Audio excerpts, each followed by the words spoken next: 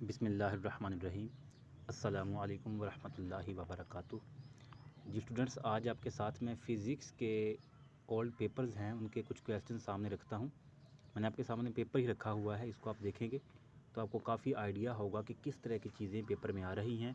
और इसके एंड पे मैं आपको कुछ इंपॉर्टेंट क्वेश्चन भी बताऊँगा ताकि आप लोगों का पेपर जो है अच्छा हो सके। और जो जिन बच्चों की तैयारी नहीं है वो अपने इस स्ट्रेटजी को अपना के अच्छे मार्क्स ले सकते हैं। देखिए, पहले नंबर पे क्वेश्चन जो आया है डिफ़ाइन एम्पलीट्यूड, फिर है define restoring force, what is meant bye silent whistle. ये पहले दो क्वेश्चन चैप्टर नंबर 10 से हैं। फिर चैप्टर 11 से है what is meant by zero bell, ये हो गया। उसके बाद एक छोटा सा न्यूमेरिकल दिया है उसने जो कि एग्जाम्पल है। फिर define ampere and unit of current, state joule law, ये शॉर्ट में आया है। फिर डिफ़ाइन उसने पूछी हुई है हमारे पास रेजिस्टेंस की। फिर स्टेट लॉ ऑफ रिफ्रैक्शन, ये तीन किस्म के लॉ होते हैं, रिफ्लेक्शन के भी करने हैं अपने, दूसरे भी करने हैं। डिफ़ाइन पावर ऑफ लेंस, इसका ऐसा यूनिट डायोप्टर होता है। तो what is stable variable capacitor, define dielectric. तो मतलब ये कि जो छोटे छोटे क्वेश्चन होते हैं वही उसने बार बार पूछे हुए हैं। बिल्कुल जो हमारे पास डिफ़ाइन छोटी किस्म की डिफ़ाइन है वो पूछी हुई हैं हमारे पास। उसने फ्लैश ड्राइव के बारे में पूछा है, ठीक है। फिर इंटरनेट के बारे में पूछा है। फिर उसने इंड्यूस्ड ईएमएफ किन फैक्टर पर डिपेंड करती है, तो ये पूछा है। फिर कैथोड रे ऑसिलोस्कोप के जो पार्ट्स हैं, कंपोनेंट्स हैं, उनके नाम पूछे हैं। अलगर्ज के छोटे छोटे क्वेश्चन उसने सारे ही सारे पूछे हुए हैं। अगर मैं लॉन्ग में देखूं तो पहला है कि हमारे पास पहला जो लॉन्ग है क्वेश्चन नंबर 5 का, कि define wave motion, explain with example wave as carriers of energy. ये हमारे पास एक सरगर्मी है, एक्टिविटी है, उसको करना है। फिर चैप्टर नंबर 12 से उसने एक न्यूमेरिकल दिया हुआ है जो कि शॉर्ट स्टेटमेंट वाला है। एन ऑब्जेक्ट 30 सेंटीमीटर टॉल, ठीक है, लंबा है, इस तरह से ये पूछा हुआ है। उसके बाद उसने फिर गोल्ड लीफ वाला पूछा हुआ है नेक्स्ट चैप्टर से। उसके बाद उसने एक बड़ा ही आसान न्यूमेरिकल पूछा है जिसमें करंट 0.5 एम्पेयर दिया गया है। और ये चैप्टर नंबर 13 से है, 14 से। फिर आगे है हमारे पास कंप्यूटर के बारे में है चैप्टर 14 से। और फिर चैप्टर 18 का न्यूमेरिकल है। तो स्टूडेंट्स, आप चैप्टर 18 का न्यूमेरिकल अगर आप अच्छे से करते हैं तो आपके जो मैक्सिमम मार्क्स आ सकते हैं। 18 के न्यूमेरिकल कर लें, 16 को भी अच्छे से कर लें। एक और पेपर आपके सामने है जिसमें शॉर्ट क्वेश्चन फिर से देखें कि हमारे पास सिंपल हार्मोनिक मोशन की जो फीचर्स हैं वो पूछे हैं उसने, कोई से दो फीचर। उसके बाद ये जो एग्जांपल दी है उसने, ये न्यूमेरिकल में भी इसका पूछता है और ये शॉर्ट में और लॉन्ग में भी आया हुआ है पेपर में ये। उसके बाद है कि name two basic categories of waves, wave की दो बेसिक कैटेगरी हैं। फिर इसी तरह से हमारे पास इसमें भी छोटे छोटे क्वेश्चन जो मैक्सिमम पूछे गए हैं, लेंस फार्मूला, उसके बाद एंडोस्कोप की जो दो हैं किस में हैं, साथ में कंप्यूटर के बारे में पूछा है, इंटरनेट के वाले। फिर वर्ड प्रोसेसिंग, रेडियो आइसोटोप के यूजेस, पेपर कैपेसिटर के बारे में पूछा हुआ है, ठीक है। फिर कूलम्स लॉ के बारे में पूछा है शॉर्ट में। फिर थर्मिस्टर के बारे में पूछा है। ये जो छोटी छोटी डिफ़ाइन है यही ज़्यादातर आ रही हैं। असल में जो फैक्टर्स होते हैं, ठीक है, डिपेंडेंस होती हैं, इस तरह की चीज़ें, यूजेस, ये सारे इंपॉर्टेंट होते हैं। और जहाँ पे डिफरेंस आए वो तो बहुत ही इंपॉर्टेंट होता है। और यहाँ पे जो लॉन्ग में देखें तो हमारे पास फिर चैप्टर नंबर 12 से उसने डिफेक्ट्स ऑफ जो है उसने विजन उसने पूछा हुआ है। इसमें शॉर्ट भी बनते हैं, एमसीक्यूज भी बनते हैं। उसके बाद उसने फिर जो है doctor count 72 heartbeat, chapter number 11 से पूछा उसने, छोटा सा न्यूमेरिकल है। फिर रजिस्टर का जो उसने पैरेलल कॉम्बिनेशन पूछा हुआ है। फिर छोटा सा एक न्यूमेरिकल पूछा हुआ है। अलगर्ज ये कि जो हमारे पास नेक्स्ट देखें तो आर गेट्स पूछा हुआ है। और फिर रेडियोएक्टिव वाला जो चैप्टर है उसका न्यूमेरिकल नंबर 5 पूछा है। अलगर्ज ये कि अगर जो शॉर्ट स्टेटमेंट वाले न्यूमेरिकल एग्जांपल और जो गेट्स हैं उनको कर लें और आखिरी जो चैप्टर है उसके न्यूमेरिकल कर लें तो आपके फिर भी काफ़ी हद तक बेहतर हो सकता है। और जिन बच्चों की तैयारी नहीं है वो न्यूमेरिकल को अच्छे से कर लें, ठीक है। ये दो लॉन्ग के लिए उसके 10 मार्क्स उनके कंफर्म हो जाएंगे। और जो थ्योरी है उसमें से एक काम के न्यूमेरिकल कर लें, काम के जो लॉन्ग हैं वो कर लें और बाकी शॉर्ट जो है उनको अच्छे से कर लें। आपके सामने पेपर रखने का मकसद यही था कि आपको आइडिया हो कि किस तरह का पेपर हमारे पास आ रहा है।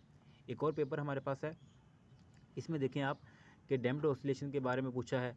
सिंपल हार्मोनिक मोशन जो है इसकी 2 करैक्टरिस्टिक्स पूछी हुई हैं, ठीक है। उसके बाद उसने फ्रीक्वेंसी की डिफ़ाइन पूछी है, उसका यूनिट जो है हर्ट्ज़।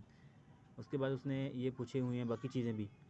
इसी तरह से छोटी छोटी डिफ़ाइन जो है ये काफ़ी काबिल गौर हैं। अगर आप पेपर में देखें, वोल्ट की डिफ़ाइन पूछी है उसने, ठीक है। फिर उसने कन्वेंशनल करंट की डिफ़ाइन पूछी है। कूलम लॉ वाला पिछले पेपर में भी था। क्वेश्चन नंबर 3 का जो 5 पार्ट, इसको देखें गौर से। डायरेक्ट और अल्टरनेटिंग करंट में फ़र्क, डिफरेंस।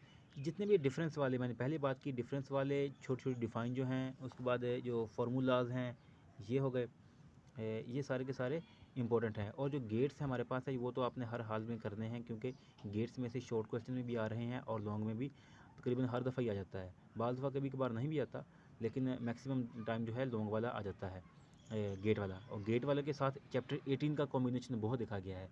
और 18 के सिर्फ 5 से 6 न्यूमेरिकल करने वाले हैं।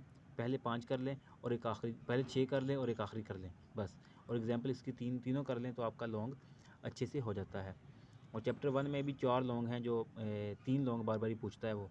सिंपल हार्मोनिक मोशन वाले तीनों, बॉल बाउल सिस्टम, ठीक है, तो स्प्रिंग वाला ये पूछता है। फिर वो जो न्यूमेरिकल हैं छोटी स्टेटमेंट वाले, वही पूछ जा रहे हैं बार बार।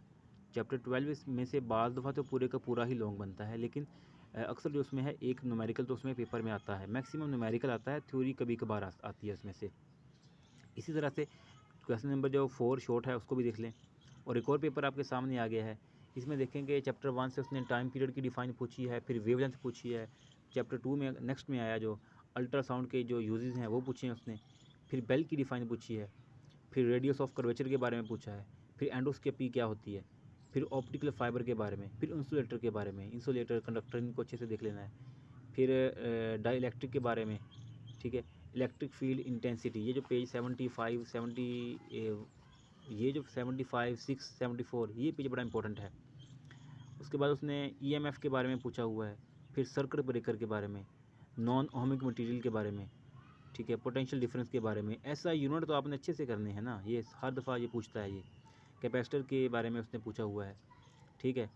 और उसके बाद देखें क्वेश्चन नंबर 4 में ज़रा कि डीसी मोटर के बारे में, फिर CRO किसका एब्रीवेशन है, ठीक है, CRO। उसके बाद है हमारे पास कैथोड रे ऑसिलोस्कोप का ये एब्रीवेशन होता है। फिर एनालॉग क्वांटिटीज़ के बारे में, और ये एनालॉग वाला लॉन्ग में भी आता है कि डिफरेंस करें एनालॉग और डिजिटल के बारे में और एग्जांपल दें। उसके बाद प्राइमरी मेमोरी जो है उसमें रैम रोम भी होती हैं। फिर हमारे पास सेल फ़ोन्स के बारे में पूछा है, ठीक है, वर्ड प्रोसेसिंग के बारे में पूछा है, और ट्रेसर के बारे में, नेचुरल रेडियो एक्टिविटी, आर्टिफिशियल के बारे में करना है आपने। तो इसमें अलगर्ज अगर आप पेपर को 2-3 पेपर को देखें ना, तो मैक्सिमम जो छोटी डिफ़ाइन है वही वो बार बार रिपीट कर रहा है। तो अगर आप इनको अच्छे से करते हैं तो आपके मैक्सिमम मार्क्स आ जाते हैं, और चॉइस के साथ आपके क्वेश्चन भी हो जाएंगे। और लॉन्ग में फिर से मैं बता रहा हूँ कि आपको मैंने बाकायदा पेपर दिखाए हैं कि आपने चीज़ों को किन किन चीज़ों को किस तरह से लेना है, तो आपके मार्क्स कैसे अच्छे हो सकते हैं। और एक और पेपर मैं आपको दिखाता हूँ, ज़रा इस पर अपनी अखियाँ मरकूज़ करें। सबसे पहले इसमें लॉन्ग में देखेंगे उसने सिंपल हार्मोनिक मोशन के बारे में पूछा है, उसने सिंपल पेंडुलम के हवाले से। फिर उसने an object 10.0 centimetre in front of a convex mirror, अब उसके बारे में उसने पूछा हुआ है। चैप्टर मतलब पहले 2 से लॉन्ग हो गया। फिर गोल्ड लीफ इलेक्ट्रोस्कोप के बारे में चैप्टर नंबर 13 से तो पूछा है उसने। फिर उसने 6 किलो ओहम और 4 किलो ओहम वाले रेजिस्टेंस वाला उसने एक पूछा हुआ है न्यूमेरिकल, जो कि बहुत ही एक आसान भी है।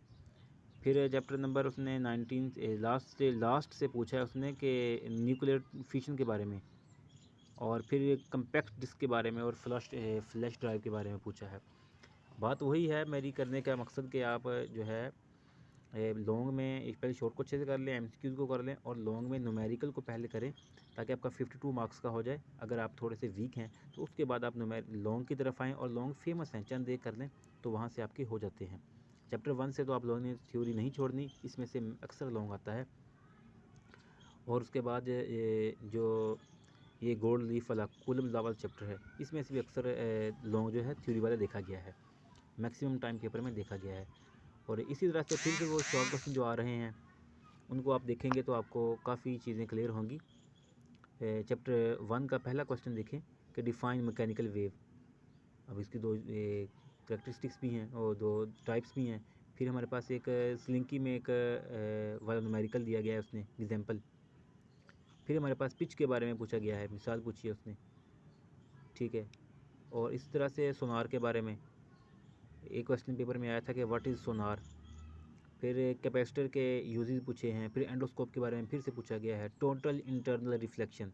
यही चीज़ें बार बार स्टूडेंट्स आ रही हैं। और गैमा रेज़ की जो प्रॉपर्टीज़ हैं, एटॉमिक नंबर, मास नंबर, ये लास्ट चैप्टर के पहले 2 पेज हैं, ये बड़े काम के हैं। Background radiation, thermionic mission, Boolean algebra की डिफ़ाइन जो है, सीआरओ के पार्ट्स के नाम, ये 3 नाम हैं जो मेन है।